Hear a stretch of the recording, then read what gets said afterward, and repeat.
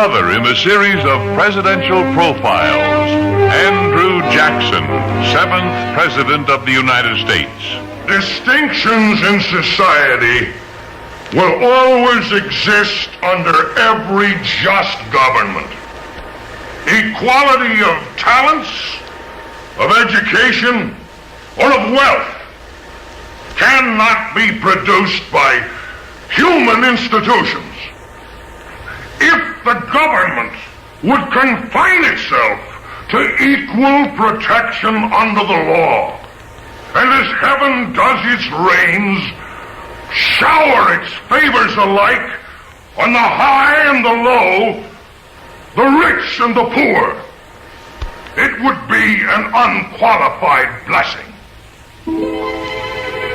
The American ideal of democracy, government of the people, became a political reality with the inauguration of Andrew Jackson. For he himself was of the people, the voice of the common man.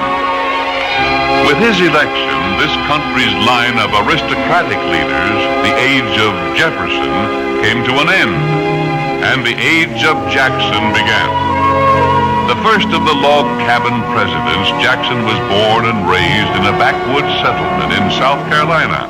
His early education was sparse, but he could read and write, and he was often called upon to read aloud to his illiterate neighbors.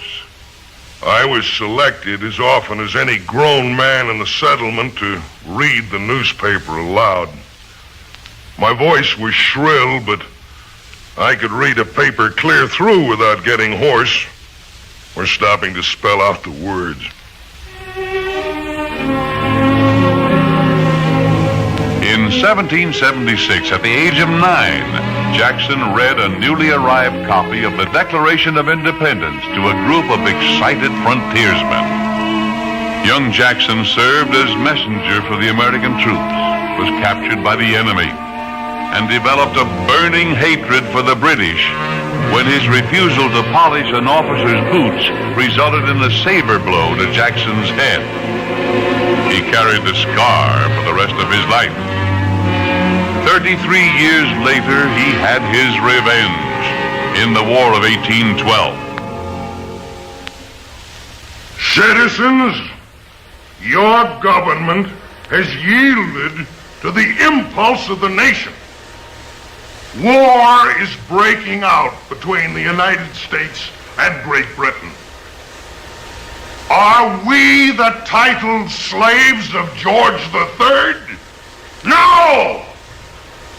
We are the freeborn sons of the only republic now existing in the world.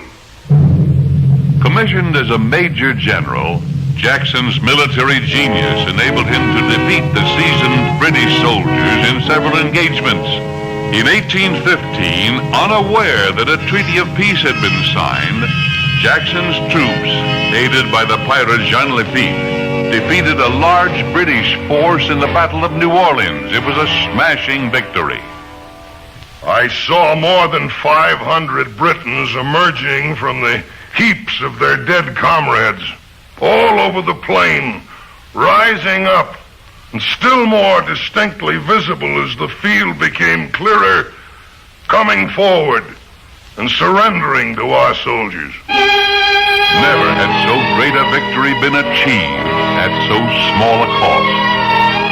The British counted 700 dead, 1,400 wounded. The Americans, 8 dead and 13 wounded.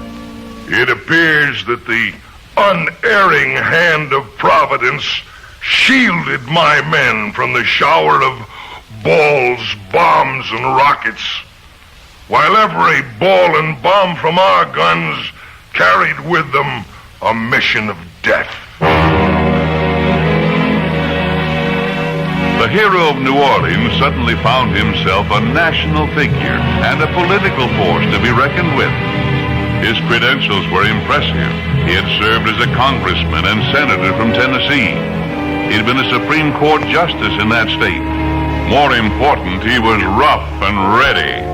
a representative of the new frontier democracy. A man who had survived almost 100 duels and carried a bullet in his arm for 20 years was just the man to teach those Eastern politicians a lesson. The political pressure mounted, but Jackson did not consider himself presidential timber. I may be pretty well satisfied with myself in some things, but I'm not vain enough for that.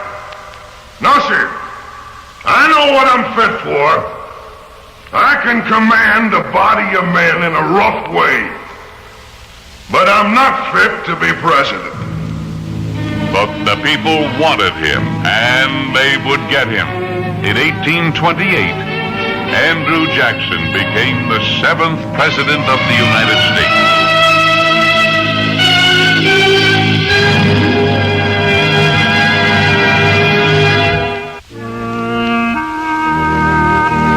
In 1824, Andrew Jackson had received more popular votes than any other candidate, but failed to achieve a majority in the Electoral College.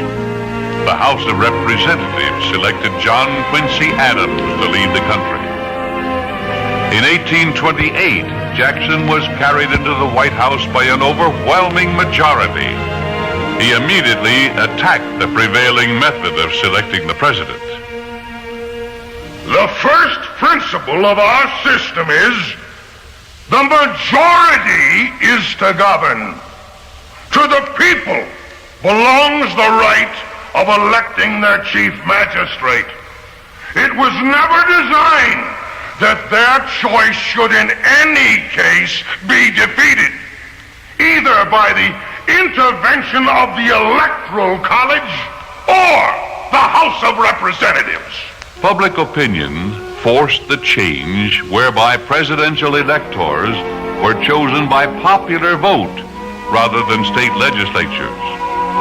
Jackson had the people solidly behind him, the same people who had thronged into Washington by the thousands on the eve of his inauguration. Among his first acts, Jackson tried to open federal jobs to any competent citizens. This naturally included jobs for qualified friends of the president. Permit me to premise that in appointing persons to office, it is not incumbent on the president to assign the reasons which govern his conduct. If my personal friends are qualified and patriotic, why should I not be permitted to bestow a few offices on them? For my own part, I can see no well-founded objections to it. Jackson's strength flowed from the people, not from special interests or political machines. His great battle was with the National Bank, a private corporation that controlled the nation's money. Old Hickory challenged this powerful group, refusing to grant a new charter to the financial corporation. Bankers, aided by friendly congressmen, vowed to defeat Jackson in the election of 1832. Well, the bank is trying to kill me, but I will kill it. The people agreed with Andrew Jackson's views, returning him to office with 56% of the vote. Now another challenge was hurled as South Carolina, led by John C. Calhoun, tried to repeal a national tariff. If the federal government refused to recognize their rights of nullification, South Carolina would secede from the Union. I consider, then, the power to annul a law of the United States assumed by one state incompatible with the existence of the Union. To say that any state may at pleasure secede from the Union is to say the United States is not a nation. I have no discretionary power on the subject. Disunion by armed force is treason! Jackson stood firm.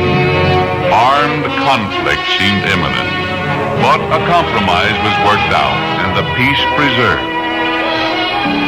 Andrew Jackson was equally firm with his Western backers. When Congress proposed a federally financed road that was confined within the borders of Kentucky, Jackson vetoed it. Federal funds, he told his disappointed frontier supporters, should only go to internal improvements that cross state lines. Besides, there just wasn't enough money for the road.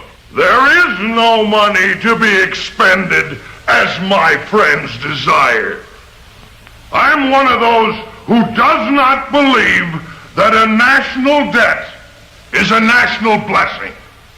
I stand committed before the country to pay off the national debt. This pledge I am determined to redeem.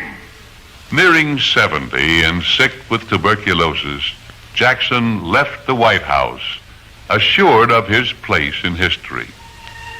He had brought a new strength to the presidency, rising on the crest of a vital force in American politics, the bold stream of a restless frontier people. He was one of them, a man of action and courage. A legendary hero who, when the British threatened New Orleans, had vowed, "By the fever, they shall not sleep on our soil tonight." My own race is nearly won. Advanced age and failing health warn me that before long I must pass beyond the reach of human events. I thank God that my life has been spent in a land of liberty, and that He has given me a heart to love my country with the affection of a son. And filled with gratitude for your constant and unwavering kindness, I bid you a last and affectionate farewell.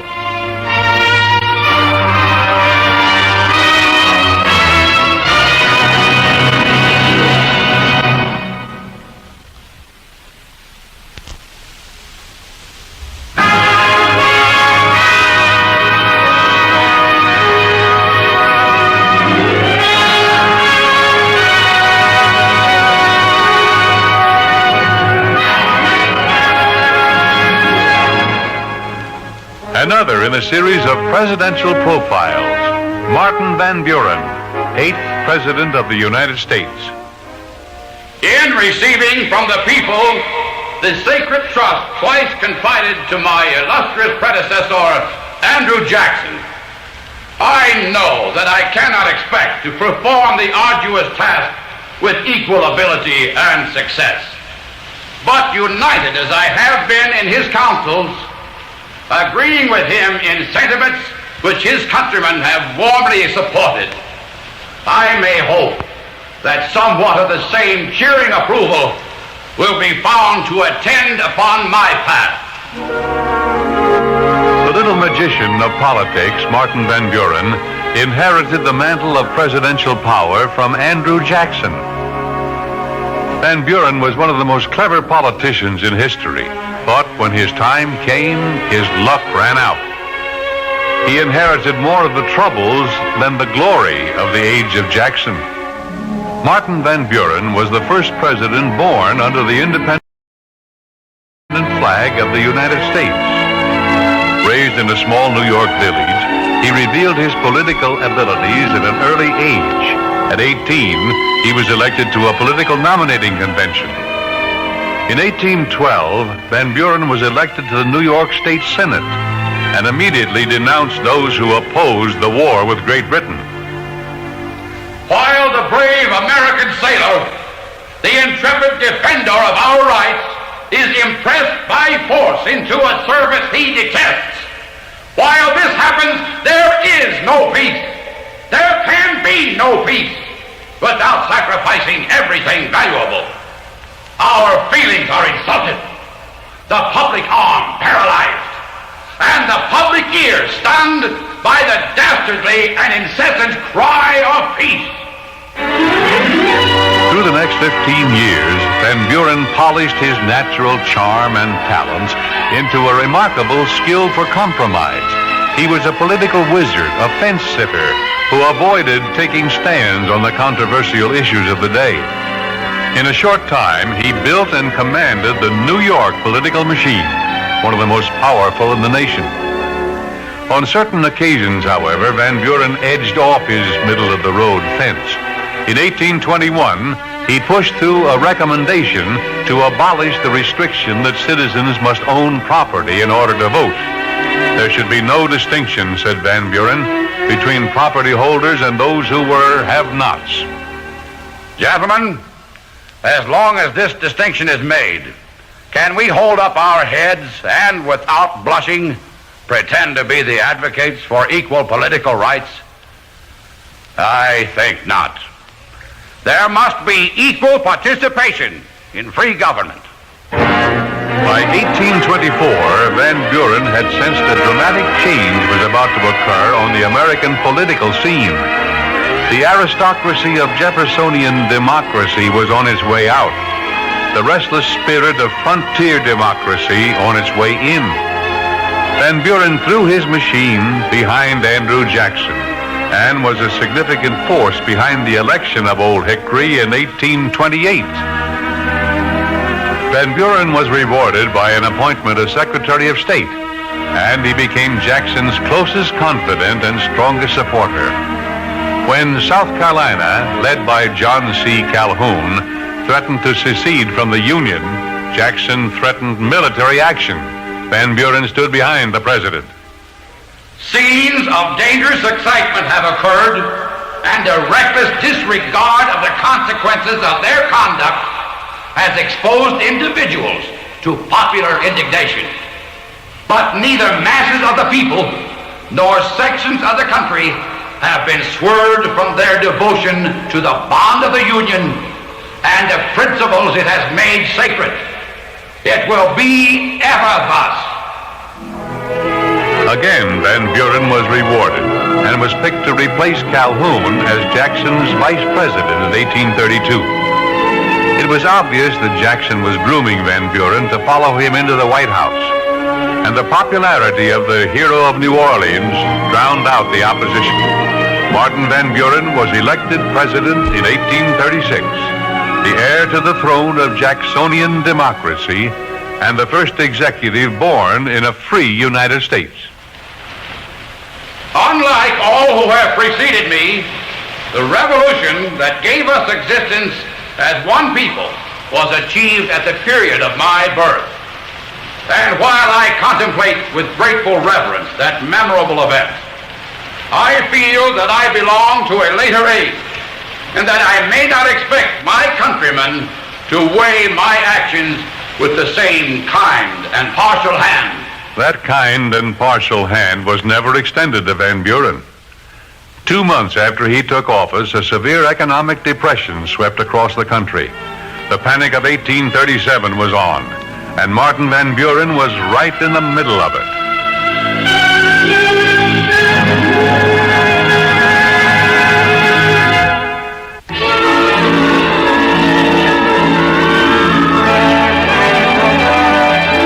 When Martin Van Buren took office, the United States was enjoying unprecedented prosperity.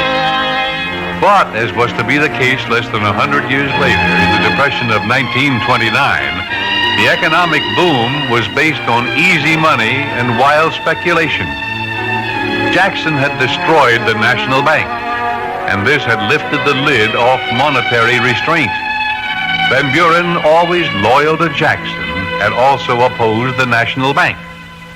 Unforeseen in the organization of the government and forced on the Treasury by early necessities, the practice of employing banks was in truth, from the beginning, more a measure of emergency than of sound policy. Irresponsible practices on the stock market, uncontrolled land speculation, and the instability of the banking system finally came to roost in 1837, and financial panic took hold.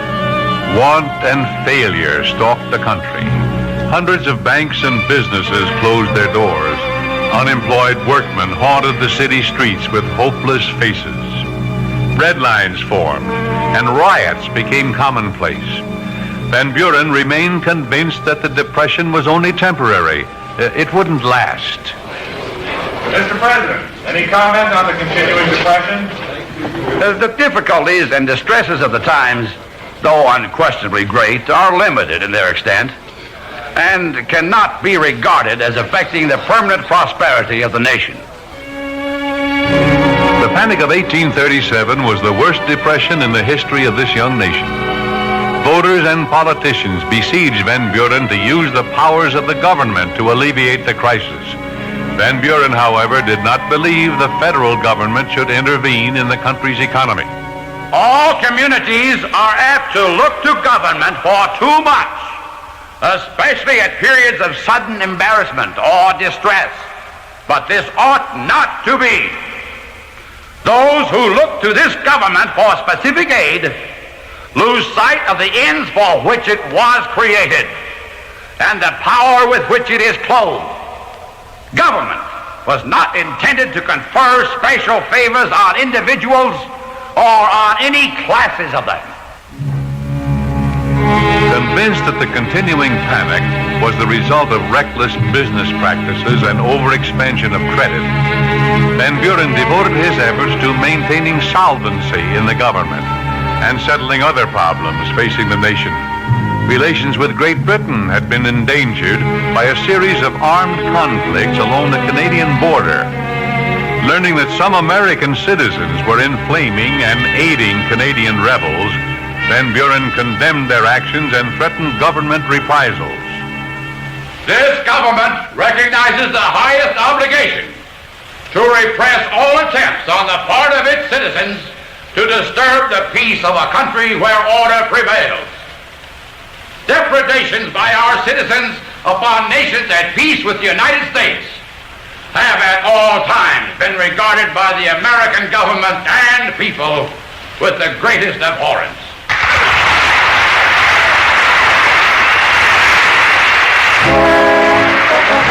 Van Buren also followed Jackson's policy of ignoring the rights of America's first citizens, the Indians. Entire tribes were transplanted from their homes and moved to reservations west of the Mississippi. America was land hungry, and they wanted the Indians' land. Some tribes, such as the Cherokees, went peacefully. Others, like the Seminoles, fought for their rights. It affords me sincere pleasure to be able to appraise you of the entire removal of the Cherokee Nation of Indians to their new homes west of the Mississippi. The case of the Seminoles constitutes at present the only exception to the successful efforts to remove the Indians. But nothing Van Buren did or could do was enough to salvage his political fortunes. The Panic of 1837 had run its course by the end of his term, but the people blamed him for the disaster. He was defeated for re-election in 1840 by William Harrison. Martin Van Buren, the master politician, had fallen from the heights of power into the gloom of failure. He was Jackson's disciple, but he lacked Old Hickory's strength and imagination in coping with a nation that found itself in trouble and panicked. The government of Martin Van Buren did not come to the people's rescue. The framers of our excellent Constitution and the people who approved it with calm and wise deliberation acted at the time on the soundest of principles. They wisely judged that the less government interferes with private pursuits, the better for the general prosperity.